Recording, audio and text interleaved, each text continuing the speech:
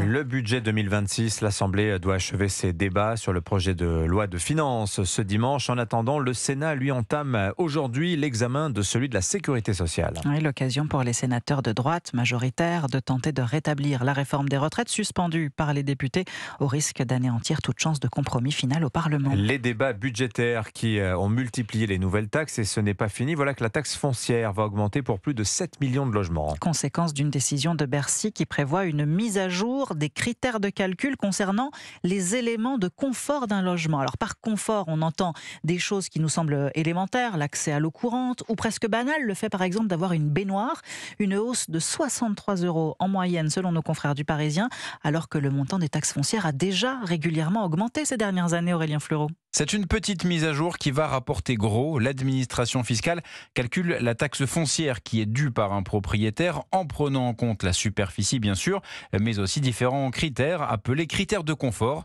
Raccordement à l'eau, à l'électricité, baignoire, douche, lavabo.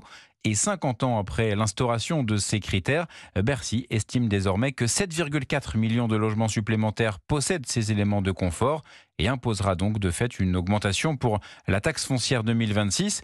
Avoir l'eau courante ajoutera automatiquement l'équivalent de 4 mètres carrés à votre logement, 5 mètres carrés pour une baignoire. Voilà comment la facture annuelle va augmenter de quelques dizaines d'euros pour les propriétaires concernés. Cela va toucher une maison sur 4, 15% des appartements de métropole, avec des disparités assez nettes selon les départements.